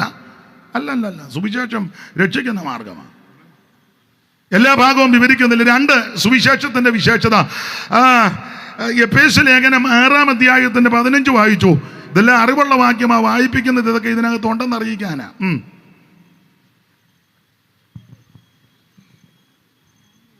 നിങ്ങളുടെ അലയ്ക്ക് സത്യം കെട്ടിയും പിന്നെ നീതി എന്ന കവചം ധരിച്ചും പിന്നെ സമാധാന സുവിശേഷത്തിനായുള്ള ഒരുക്കം കാലിന് ചെരിപ്പാക്കി. ശ്രദ്ധിച്ചേ, 2 സുവിശേഷം സമാധാനമാണ്. സുവിശേഷം എവിടെ വന്നിട്ടുണ്ടോ അവിടെ സമാധാനമാണ്. സുവിശേഷം ഒരു വ്യക്തിയുടെ ജീവിതത്തിൽ വന്നിട്ടുണ്ടെങ്കിൽ അവന് സമാധാനമാണ്. വേണ്ടിയിരിക്കുന്നതെല്ലാം സമാധാനത്തോടായിരിക്കുന്നത്. അതെ, പ്രശ്നമില്ലാഞ്ഞിട്ടാണ്. മുഴുവൻ പ്രശ്നക്കാരാ, ഇരിപ്പ് കാണുമ്പോൾ അറിയാം. അതെ, എന്നാലും സമാധാനത്തോടെ ഇരിക്കുക. ചില ആൾക്കാർ ധരിച്ചേക്കുന്നത് ഈ പെന്തിക്കോസിലോട്ട് വന്ന, അല്ലെങ്കിൽ സുവിശേഷം കേട്ട ഉടനെ പ്രശ്നമെല്ലാം അങ്ങ് തീർന്നെന്നാണ്. കൊള്ളാം, ഇവിടെ ഇരിക്കുന്ന മുഴുവൻ പ്രശ്നക്കാരാ. ഈ പ്രശ്നമൊക്കെ ഉണ്ടെങ്കിലും എന്നാ ഇങ്ങനെ ശാന്തമായിട്ടിരിക്കുന്നത്? ഇത് സമാധാനമാണ്, ഇല്ലേ? കടവുള്ളവരൊക്കെ കൈ പൊക്കിക്കുക, തരാനല്ലെങ്കിൽ അറിയാനാ. ആർക്കും ഒരു കടവില്ലേ? കൈ പൊക്കാൻ മുഴുവൻ കടവാ. അതിന് ഭാഷ പൊക്കിയിട്ടും കാര്യമൊന്നും. വീടില്ലാത്തവരില്ലേ, സ്വന്തമായിട്ട് കിടപ്പാടം വീടില്ലാത്തവരെന്ന് കൈ പൊക്കിക്കേ. എന്താ സമാധാനത്തോടായിരിക്കുന്നത്? സ്തോത്രം. വാടകയ്ക്ക് താമസിക്കുന്നവരില്ലേ, കൈ പൊക്കിക്കേ. എന്ത് സമാധാനമാണ്. സ്തോത്രം. അന്നേരം 2 നില വീട് പണിത് ഗേറ്റും ഒക്കെ ഇട്ട് ആമത്താഴും ഒക്കെ ഇട്ട് പോട്ട് വാല് മുറിച്ച് 2 പട്ടിയും പിള്ളേരെല്ലാം തുരുതുരുത്തിരാന്ന് കാശ് അയച്ചു കൊടുക്കുക. എന്നാലും തള്ളയ്ക്ക് ഒരു സമാധാനവും. കസേര നിറച്ചിരിക്കുക, നമ്മളൊക്കെ കൊച്ചമ്മേന ഒരു സമാധാനം. അന്നേരം മേരിയാണ്ട പക്കി പറക്കും പോലെ പറക്കുന്നത്. അവിടെ ചെന്ന് മുളകിടിച്ച് വെച്ച് വേണം കഞ്ഞി കുടിക്കാൻ. എന്നാലും സമാധാനമാണ്. ഇങ്ങോട്ട് വന്ന് നോക്കിയത് സമാധാനമാണ്. നായകൻ സമാധാന നായകൻ നിനക്കെന്നും ധനമേ എന്തിനാകൂലം കലരും മനമേ എന്തിനാകൂലം കലരും മനമേ നായക സമാധാന നായക നിനക്കെന്നും ധനമേ എന്തിനാകൂലം കലരും മനമേ എന്തിനാകൂലം കലരും മനമേ. ശ്രദ്ധിക്കുക, സുവിശേഷം സമാധാനമാണ്. അതിലെ നമ്മളെ സുവിശേഷം പറയുമ്പോൾ ആരെങ്കിലും വന്ന് ഉടക്കിയാൽ നമ്മൾ ഉടനെ അങ്ങ് ശാന്തമാകുന്നേ. അതേസമയം വേറെ ആരെങ്കിലും യോഗം നടത്തുകയോ അവരുടെ പാർട്ടിയുടെ ആണെങ്കിലും സമുദായത്തിൻ്റെ ആണെങ്കിലും ഒന്ന് ഉടക്കിക്കേ. പിന്നെ ഞാനൊന്നും പറയുന്നില്ല. പക്ഷെ നമ്മുടെ യോഗം ചില ഉപദേശിമാരൊക്കെ എവിടെയെങ്കിലും ചെന്ന് പരസ്യവും നടത്തുമ്പോൾ ചില പൊടിമീ, അവനും നല്ല മീജി ആയില്ല, പൊടിയാ, എന്നാലും പൊടി ഒരു തിരിയൊക്കെ വന്നു ഒന്നാ തന്നെ ഈ പാവത്തങ്ങൾ കൂടും കിടക്കെ എടുത്തോണ്ട് പോവുക. അതെന്നാ, ഇത് സമാധാനമായതുകൊണ്ടാണ്. സമാധാനം. നമ്മൾ റോഡൊക്കെ യാത്ര ചെയ്യുമ്പോൾ ചില റോഡ് ബ്ലോക്ക് ചെയ്യുമല്ലോ, ചിലരെ ബ്ലോക്ക് ചെയ്യും. ഉടനെ നമ്മളെ അത് എതിലെയാന്ന് പോലും നമുക്കറിയാൻ മേല, നമ്മളങ്ങ് പോകാതെ ഈയിടെ ഞങ്ങൾ പോകാൻ വഴി ഒറ്റയടി വണ്ടിക്കിട്ട് ഒരുത്തനെ, അവൻ്റെ ഒരു മുട്ടറ്റ നീളമുള്ള മുണ്ട് കൊടുത്തവനെ. നമ്മൾ ഈ സമാധാനത്തിൻ്റെ മാർഗമായതുകൊണ്ട് ഏതിലേലും പോട്ടെന്ന് ഓർത്ത് നമ്മളും പോവുക ആണെന്ന്. ഇത് സമാധാനമാണ്. ഇത് മനുഷ്യനെ കൊലയ്ക്ക് കൊടുക്കുന്ന മാർഗമല്ല. അവന്റെ പടല് വെട്ടിക്കൊണ്ട് വാ, ഞാൻ നിന്നിൽ പ്രസാദിക്കുന്നെന്ന് പറയുന്ന മാർഗമല്ല സുവിശേഷം. അവനെ തകർത്ത് മുടിച്ചേച്ച്, അവനെ തൂത്ത് തുടച്ചേച്ച് നമുക്ക് മാത്രം ഇവിടെ അവൻ വാഴണം, ജീവിക്കണം എന്ന് പറയുന്ന മാർഗമല്ല സുവിശേഷം. സകലരും സമാധാനം ആചരിക്കണം, സകലർക്കും രക്ഷയുണ്ടാകണം, സകല മനുഷ്യനും രക്ഷപ്പെടണം, സകലരും വിടുതല പ്രാപിക്കണം. ഒരു വിഭാഗക്കാരൊരു മതക്കാരൊരു സഭക്കാരൊരു സംഘടനക്കാര് ഒരു വിഭാഗത്തിൽപ്പെട്ടവർക്ക് മാത്രമല്ല, മുഴു ലോകത്തിന്റെ സമാധാനം. അതുകൊണ്ടാണ് ഞാൻ പറയും, ഞങ്ങളുടെ സഭയിലൊക്കെ ഒന്ന് വന്നെ പ്രാർത്ഥിക്കും, ദേശത്തിന് വേണ്ടിയായി പ്രാർത്ഥിക്കുന്നത്. അല്ല ഞാനും എൻ്റെ മെമ്പിളെ എൻ്റെ പിള്ളേരും ഗ്ലോറി അങ്ങനല്ല, വന്ന് നോക്ക് എത്ര എണ്ണത്തിന് വേണ്ടിയാണ് നമ്മൾ സ്തോത്രം ചെയ്യുകയും പ്രാർത്ഥിക്കുകയും ചെയ്യുന്നത്. ഈയിടെ ഞങ്ങളെ പ്രാർത്ഥിച്ചുകൊണ്ടിരുന്നപ്പോൾ ഒരു വിഷയം വിട്ടുപോയത്, അല്ല ചുപ്പാച്ചു ചോദിച്ചു, എല്ലാ സഭക്കാരുടെയും പറഞ്ഞു ഞങ്ങളുടെ കാര്യം എന്നാ പറയാഞ്ഞെന്ന്. പാവം അങ്ങ് മറന്നു പോയതാ. അപ്പം പിന്നെ അറിഞ്ഞ പുള്ളി സാൽവേഷൻ ആർമിയാണ്. അപ്പം എല്ലാ സഭയുടെയും പേര് പറഞ്ഞ് വിട്ടുപോയതാ. എന്നോട് പറഞ്ഞു, പിന്നെ ഞാൻ എപ്പോൾ തുടങ്ങിയാലും ആദ്യം അവരുടെ പേര് പറയില്ല, തള്ളയെങ്ങാനും കയറി. എല്ലാവരുടെ ഹൈന്ദവ സ്നേഹിതന്മാരും മുസ്ലിം സഹോദരങ്ങൾ എല്ലാവരും അങ്ങനെ വേണം. മനുഷ്യനെ മനുഷ്യനായിട്ട് കാണണം, മറ്റുള്ളവരെ ബഹുമാനിക്കണം. ഏത് മതമോ അതൊക്കെ മനുഷ്യനൊപ്പിച്ചതായി ജാതി. ഞങ്ങൾ ഇച്ചിരി കൂടിയടാ, മറ്റവർ കുറഞ്ഞടാ, ഞങ്ങൾ വലിയ പുള്ളിയാ, അതിൻ്റെ വിവരക്കേടായത്. ഈ വേദപുസ്തകം പഠിപ്പിക്കുന്ന ഒരു ഉപദേശം പറയാം. ഭൂതലത്തിലെങ്ങും കുടിയിരിക്കുവാൻ അവൻ ഒരുത്തനിൽ നിന്നും മനുഷ്യജാതിയെ ഉളവാക്കി. സകല എണ്ണ ഒറ്റ ഒരുത്തന്റെ സന്തതിയാ ആണെന്ന് ഇതിനകത്ത് ഇരിക്കുന്നവൻ വിശ്വസിക്കുന്നില്ല, പിന്നെ വെളിയിൽ നിൽക്കുന്നവരാ വിശ്വസിക്കുന്നത്. വെറുതെ വന്ന് ഞായറാഴ്ച രാവിലെ ഇത് എടുത്തോണ്ട് ഓടുന്ന ഓട്ടം അങ്ങനെ അല്ല, വെടികൊണ്ട വന്നിയ പോലെ ഓടുന്നത്. വിശ്വസിക്കുന്നില്ല ചിലര്. ഇത് ഞാനത് വിശ്വസിക്കുകയും അത് വിശ്വസിക്കുന്നതുകൊണ്ട് എനിക്ക് ഒരു വിഷയവും ഇല്ലാത്ത സകല എണ്ണ ഒറ്റ ഒരുത്തൻ്റെയാണ്. പിന്നെ ഇത്രയും വർഷങ്ങളൊക്കെ കഴിഞ്ഞപ്പോൾ ഈ പ്രകൃതിക്കൊക്കെ മാറ്റം വന്നേ ഉള്ളൂ. ഭക്ഷണക്രമം, ജീവിതശൈലി, ജീവിത നിലവാരം, ജോലി, സാഹചര്യം, ക്ലൈമറ്റ്, അതുകൊണ്ടൊക്കെയായി പല കളറും പല രൂപത്തിലൊക്കെ വന്നിരിക്കുന്നത്. എല്ലാം ഒറ്റ ഒരുത്തൻ്റെയാണ്. ഇവിടെ ഈ മുറിച്ച് മുഴുവൻ ചുമന്നതല്ലേ വരുന്നത്. ഹലോ, നീല രക്തമുള്ള തള്ള ഉണ്ടെങ്കിൽ ഒന്ന് കൈ പൊക്കിക്കേ. പക്ഷേ എൻ്റെ നീല കളറാണ്. ദൈവത്തിന് മകത് എല്ലാം ഒറ്റ ഒരുത്തൻ്റെയാണ്. സകല എണ്ണത്തിന് ഒരു സൂര്യനേ ഉള്ളൂ, സകലർക്ക് ഒരു ചന്ദ്രനാണ്. അല്ലാതെ യാക്കോബക്കാർക്കൊരു ചന്ദ്രൻ, കത്തോലിക്കർക്കൊരു ചന്ദ്രൻ, എന്തിക്കോസുകാർക്ക് വേറൊരു ചന്ദ്രൻ, ഹിന്ദുക്കൾക്ക് അപ്പുറം മാറിയൊരു ചന്ദ്രൻ, മുസ്ലിങ്ങൾക്ക് വേറൊരു ചന്ദ്രൻ.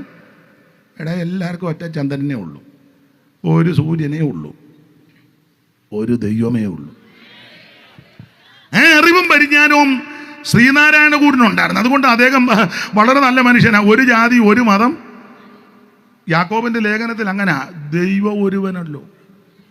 ചത്തമർത്യാത്മാക്കൾ ദൈവം എന്നു നിരൂപിക്കേണ്ടാരും, ചത്തമർത്യാത്മാക്കൾ ദൈവം എന്നു നിരൂപിക്കേണ്ടാരും, 100 ദൈവങ്ങൾ സത്യദൈവം ഒന്നേയുള്ളൂ, 100 ദൈവങ്ങൾ സത്യദൈവം ഒന്നേയുള്ളൂ, ഏക സത്യദൈവമേയുള്ളൂ ഭൂവാസികളെ, ഏക സത്യദൈവമേയുള്ളൂ ഭൂവാസികളെ, ഏക സത്യദൈവമേയുള്ളൂ. സ്പർശിപ്പാൻ അസാധ്യനായി, ദർശിപ്പാൻ അപ്രത്യക്ഷനായി, സ്പർശിപ്പാൻ അസാധ്യനായി, ദർശിപ്പാൻ അപ്രത്യക്ഷനായി.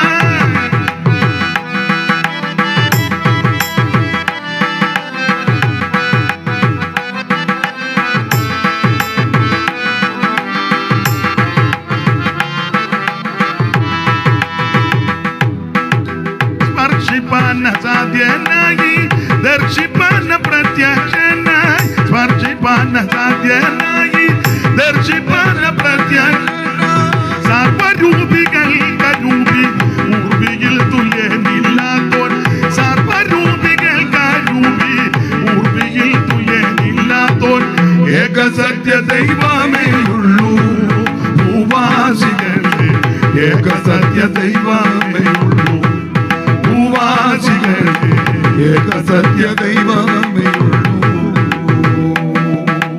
അപ്പൊ ശ്രദ്ധിക്കുക, ദൈവം ഒരുവനേ ഉള്ളൂ. ഈ ജാതിയും മതവും വർഗവും മരണമൊക്കെ മനുഷ്യൻ ഒപ്പിച്ചതാണ്. എടുത്തച്ഛൻ പണ്ടൊരു പ്രയോഗം നടത്തിയില്ലയോ, ബ്രാഹ്മണോകം നരേം രോഗമാട്യോഗമെന്നിങ്ങനെ ആമ്രാടി തങ്കലർ നീടുന്ന ജാന്തരെ ജന്തുക്കൾ ഭക്ഷിച്ച് കാച്ചിച്ചു പോകിലും ബന്ധുവെണ്ണീറായി ചമഞ്ഞു പോയിടിലും മണ്ണിന് കീഴായി കൃമികളായി പോകിലും നന്നല്ല ദേഹം. പണ്ട് പഠിച്ചതാ, രാമായണത്തിലെ അയോധ്യാകാന്ഡത്തിലെ ചില വരികളാ. അത് സ്കൂളിലും പഠിച്ചതാ. ലക്ഷ്മണോപദേശം പിള്ളേർ പഠിച്ചതാ. ഒച്ചയെ പഠിച്ചതല്ലയോ, അവൾ വർത്താനം പറയാ. ലക്ഷ്മണോപദേശം പഠിച്ചോ?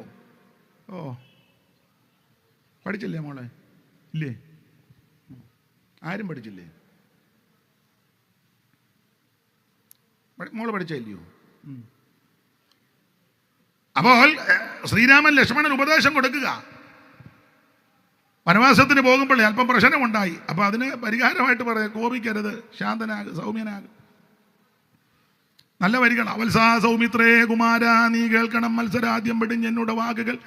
നിന്നുടെ തത്വം അറിഞ്ഞിരിക്കുന്നത് മുന്നമേ ഞാനടോ, നിന്നുള്ളിൽ എപ്പോഴും എന്നെ കുറിച്ചുള്ള വാത്സല്യപൂരവും നിന്നോളമില്ല ആർക്കുമെന്നുള്ളതും നിന്നാൽ അസാധ്യമായില്ല ഒരു കർമ്മവും നിർണയമെങ്കിലും കേൾക്ക നീ. ദൃശ്യമായുള്ളൊരു രാജ്യദേകാധികം വിശ്വവും നിശേഷധാന്യതനാധികം. പണ്ട് പഠിച്ചതാ. അതിനകത്തുള്ളതാ ചക്ഷുശ്രവണകളസ്തമാൻ ദുർദുരം ഭക്ഷണത്തിന് അപേക്ഷിക്കുന്നത് പോലെ കാലാകിന പരിഗ്രസ്തമാൻ ലോകവും ആലോല ചേരസ. ചക്ഷുശ്രവണ ഗളസ്തമാൻ ദർദുരം. ചക്ഷുശ്രവണൻ അറിയാമല്ലോ, പാമ്പ്. ഗളസ്തമാൻ ദർദുരം, ഗളം കഴുത്ത്, തൊണ്ട. ദർദുരം തവള. പാമ്പ് തവളെ പിടിച്ചു, പിടിച്ച് ഒരു കരച്ചിൽ കഴിഞ്ഞപ്പം തവളയുടെ രണ്ട് കാലും പള്ളയുടെ അവിടം വരെ പാമ്പിൻ്റെ വായി അകത്തായി. പിന്നെ കുഞ്ഞങ്കൈ രണ്ടും ആ കുഞ്ഞിത്തലയായിട്ട് ഇടയ്ക്കിടയ്ക്ക് പുള്ളി വിട്ടിൽ പോകുമ്പം പകുതി മറ്റവൻ്റെ വായിക്കാത്ത. എന്നാലും അതല്ലേ ഇപ്പം കണ്ടുവരുന്നത്. തീരാറായി, നീ എന്നാലും പിന്നെ മിന്ദിനെ കയറി പിടിക്കുക. ചക്ഷുശ്രവണകളസ്തമാം ദർദുരം, ഭക്ഷണത്തിന് അപേക്ഷിക്കുന്നത് പോലെ കാലാകിനാപരിഗ്രസ്തമാം ലോക. കാലമാകുന്ന അഹി, പാമ്പ് കാലമാകുന്ന അഹിയുടെ വാകിൽപ്പെട്ട് ഈ ലോകം മുഴുവൻ ആലോല ചേതസ ഭോഗം തേടിക്കൊണ്ടിരിക്കുക. അങ്ങനെയുള്ളവരോട് ഇന്ന് രാത്രി പറയുക, ആമൻ ഇതിന് മുമ്പ് ആമൻ നീ രക്ഷകരസ്ഥമാക്കണം. ദൈവത്തിന് മഹത്വം. അതിനായി യോഗം 5 പൈസ മുടക്കണ്ട, അര കാശ് മുടക്കണ്ട, ഒന്നും കൊടുക്കണ്ട. ഒറ്റ വാക്ക് പ്രാർത്ഥിച്ചാൽ മതി, എൻ്റെ യേശുവേ, എൻ്റെ ദൈവമേ, എന്നെ രക്ഷിക്കണം. നിന്നെ ഇന്ന് രാത്രി രക്ഷിക്കും. അതിനിടയ്ക്ക് എങ്ങും ആരും കയറി നിൽക്കുകയും വേണ്ട. അല്ലേ, ചാനോട് പറഞ്ഞേച്ച് പുള്ളി പറ, നേരിട്ട് ഡയറക്റ്റാ. ഇടയ്ക്കൊന്നും ആരും വന്ന് നിൽക്കണ്ട. യോസേപ്പിൻ്റെ വീട്ടിലെ ചേട്ടന്മാരെല്ലാം ചെന്ന്, നിങ്ങൾ ഓരോ സമയം യോസേപ്പിൻ്റെ വീട്ടിൽ ചെന്ന് എല്ലാം മുറ്റത്ത് ഇങ്ങനെ പമ്മി നിൽക്കുക. യോസേപ്പ് സമയത്ത് വീട്ടിലോട്ട് വന്ന് പുള്ളി അകത്തോട്ട് കയറി ഉടനെ ഈ ചേട്ടന്മാർ തന്നെ അവിടെ നിന്നൊരുത്തിനോട് പറഞ്ഞ്, കൊച്ചേട്ടാ പുള്ളിയോടൊന്ന് പറഞ്ഞേക്കണം ഞങ്ങൾ. അതിനെ പുള്ളി പറഞ്ഞിങ്ങനെ, ഇടയ്ക്ക് നിൽക്കുന്ന പരിപാടി ഇവിടെ ഇല്ല, ഡയറക്റ്റ് കയറി പറഞ്ഞോളാൻ പറഞ്ഞു. ഓരോരുത്തരും ഇടയ്ക്ക് വേണ്ട. നിനക്ക് ദൈവത്തോട് പറയാമല്ലോ, നിന്നെ സൃഷ്ടിച്ചത് ദൈവമല്ലേ, നിന്റെ മേൽ കർത്തൃത്വമുള്ളവൻ ദൈവമാ. ദൈവം ഒരുവനല്ലോ, ദൈവത്തിനും മനുഷ്യർക്കും മധ്യസ്ഥനും ഒരുവൻ. എല്ലാവർക്കും വേണ്ടി തന്റെ ജീവന് മറുപടിയായി കൊടുത്ത നസറായനാകുന്നു യേശു ക്രിസ്തു. യേശുവിനോട് കാര്യം പറ. പാടാൻ വയ്യെങ്കിലും കുഞ്ഞോളമാമയാ പഠിപ്പിച്ചത് ആ പാട്ട്. അവിടെ ഇരിപ്പോണ്ട് ഞാൻ കണ്ട്. നല്ല പാട്ട്, നല്ല വരിക. എല്ലാം യേശുവോടു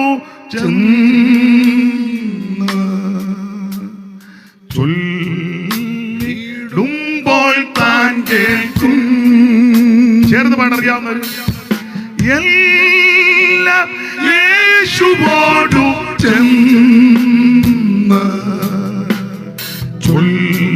ചൊല്ലിടുമ്പോൾ താൻ കേൾക്കും. എന്ത് നല്ലോർ സഖിയേശു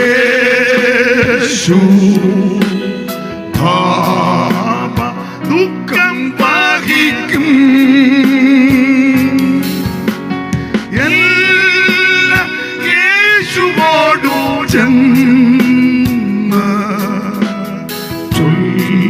ചൊല്ലിടുമ്പോൾ താൻ കേൾക്കും.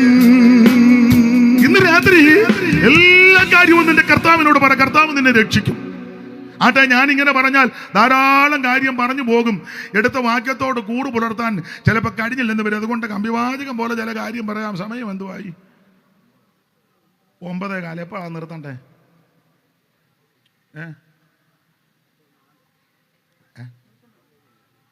ഏനാ സാബു എപ്പം നിർത്തണമെന്ന്? ഏന ഉറങ്ങുകയെന്നോ?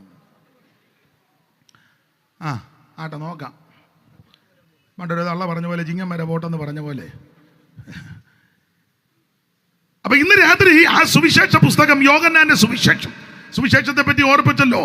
1, ഈ സുവിശേഷം രക്ഷിക്കുന്നതാണ്. 2, സുവിശേഷം സമാധാനമാണ്.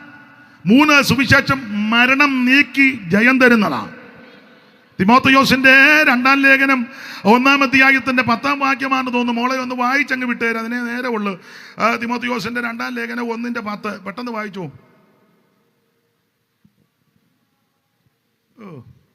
ഇപ്പോൾ മരണം നീങ്ങുകയും സുവിശേഷം കൊണ്ട് ജീവനും അക്ഷതയും വെളിപ്പെടുത്തുകയും. മതി, ഇത്രയും വെളിപ്പെടുത്തിയാ മതി. അപ്പൊ ശ്രദ്ധിച്ചേ,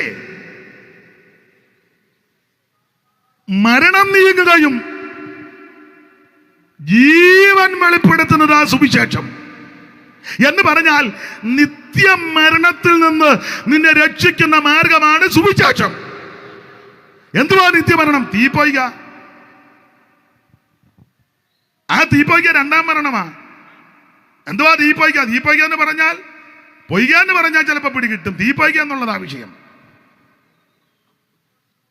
അമ്പിപ്പൊയ്ക എന്ന് പറഞ്ഞൊരു സ്ഥലം കൊല്ലത്തുണ്ട്, നമ്മുടെ ബേച്ചാന്റെ അമ്പിപ്പൊയ്ക. അപ്പൊ ചുരുക്കി പറഞ്ഞാൽ തീപ്പൊയ്ക. അതിങ്ങനെ രാവും പകലും അത് കത്തിക്കൊണ്ടിരിക്കുക. അല്ല വല്ലപ്പോഴും വന്ന് കത്തിവെച്ച് കെടുകല്ല. ബേച്ചനോടൊക്കെ കത്തുന്ന സമയത്ത് ആടിക്കരക്കോട്ട് എന്നും കത്തിക്കൊണ്ടിരിക്കുക പകൽ. അവിടെ ദണ്ണനം, ഗന്ധകം, വല്ലുകടി, എന്തെല്ലാം വൈതരണികളാണ്. അതാ എടുത്തച്ഛൻ പറഞ്ഞത്, വൈതരണ്യാഖ്യയാകുന്നത് തൃഷ്ണയും. തൃഷ്ണ, ആഗ്രഹം കൊണ്ടാ വൈതരണിക്കകത്ത് പോകുന്നത്. വൈതരണി, ഈ നരകങ്ങൾ പലതുണ്ടെന്ന്. അതാമിശ്രം, അന്തതാമിശ്രം, വൈതരണി, കുംഭീഭാഗം, ഭൂയോദകം, ആസിപത്രം, വൈതരണി, ഇതെല്ലാം നരകങ്ങളാണ്. ഓരോരോ നരകമാണ്. ഞങ്ങളുടെ അടുത്തൊരു അമ്മയുണ്ടായിരുന്നു. അമ്മ ഇച്ചിരി പ്രശ്നക്കാരി ആയതുകൊണ്ട് അമ്മയെ വിളിക്കുന്നത് വൈതരണി പെണ്ണമ്മ എന്നാ. വൈതരണി പെണ്ണമ്മ എന്നാ പേര്. പക്ഷേ അതുകൊണ്ട് വൈതരണി പെണ്ണമ്മ വരുന്നെന്നാ പറയുന്നത്. അതൊരു നരകമാ. അപ്പൊ ആ നരകത്തിനകത്ത് പെടാതിരിക്കാൻ, നിത്യാക്കിൽ പോകാതിരിക്കാൻ ആ സുവിശേഷം. ജീവപുസ്തകത്തിൽ പേരെഴുതി കാണാത്ത ഏതവനെയും ഏത് പുള്ളിയെയും, അത് പകലോമറ്റമാന്നേലും ചങ്കരപുരി ആന്നേലും കാളികാവാന്നേലും പാടത്ത് മാപ്പിള തറയിലയാന്നേലും കൊള്ളാം, കുന്നേലയാന്നേലും കൊള്ളാം, പള്ളിക്കുന്നേലയാന്നേലും കൊള്ളാം, പള്ളിച്ചിറയാന്നേലും കൊള്ളാം, പിള്ളച്ചിറയാന്നേലും കൊള്ളാം. ഇവിടുത്തെ 2 കൂടി ഇരിക്കട്ടെ.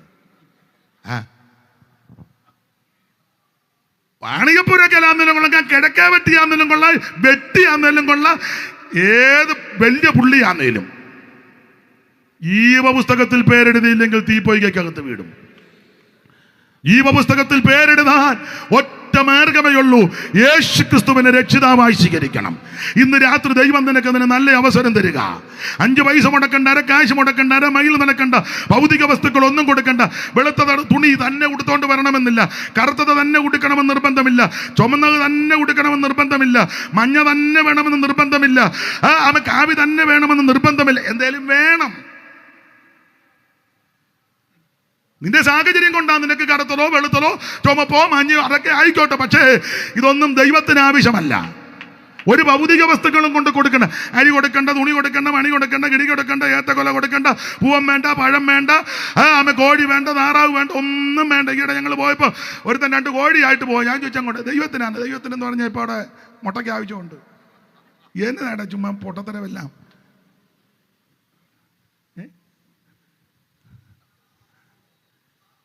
എടാ, ദൈവത്തിന് വിശന്നാ നിന്നോട് പറയുമോ? 1000 കാട്ടുജന്തുക്കളെ ഉണ്ടാകട്ടെന്ന് പറഞ്ഞപ്പോൾ സകലത്തെ ഉളവാക്കിയവനാ ദൈവം. ഉണ്ടാകട്ടെ, അന്നേരം ഉണ്ടായി. മന്നവൻ വാക്ക് മൂലമെന്ന് വനവിരവിൽ വർണ്ണചോദീർഗണങ്ങൾ നിന്നു ആകാശത്തപ്പ ഭിന്നവൻ നമുകൂടൻ തന്നു പൂജരകേജന പക്ഷികളൊക്കെയുമാകി തന്നെയും അല്ല തോയജനങ്ങളും അപ്പൊഴുതയുടനായി നേരെ മറിച്ചു അനായകനേകികളല്ലകൾ നിലയായി തന്നെയും അല്ല തൃണങ്ങൾ പല വൃക്ഷങ്ങൾ വിത്തുണ്ടാകും മറ്റിനങ്ങൾ ഭൂമിയിൽ നിന്ന് വിളങ്ങിച്ചനവനും വെള്ളങ്ങളിൽ നീരിൽ വസിക്കാൻ പരമേശതാൽ വെള്ളങ്ങളിൽ നീരിൽ വസിക്കാൻ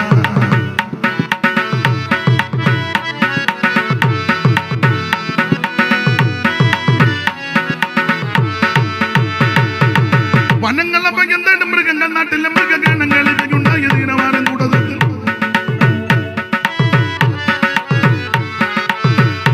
ഒത്തു വരുന്നില്ല. അതുകൊണ്ടാണ്.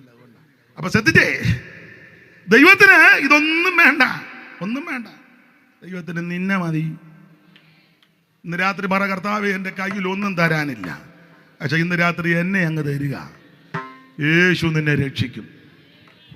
ഒരു രൂപ പോലും കൊടുക്കണ്ട, 5 പൈസ കൊടുക്കണ്ട. ദൈവത്തിന് മഹത്വം, ദൈവത്തിന് നിന്നെ ആവശ്യമാണ്. അങ്ങനെയുള്ള സുവിശേഷം ഇത് മരണത്തെ മാറ്റി ജീവൻ തരുന്നതാ സുവിശേഷം. എന്താ സുവിശേഷം? 1 രക്ഷ തരുന്നതാ, 2 സമാധാനമാ, 3 മരണം മാറ്റി നിനക്ക് ജീവൻ തരുന്നതാ സുവിശേഷം. ആ സുവിശേഷ പുസ്തകത്തിൽ നിന്നാണ് വായിച്ചത്, യോഹന്നാന്റെ സുവിശേഷം. എന്താ യോഹന്നാന്റെ സുവിശേഷത്തിന്റെ വിശേഷത? യേശു ക്രിസ്തു ദൈവമാണെന്ന് തെളിയിക്കുക.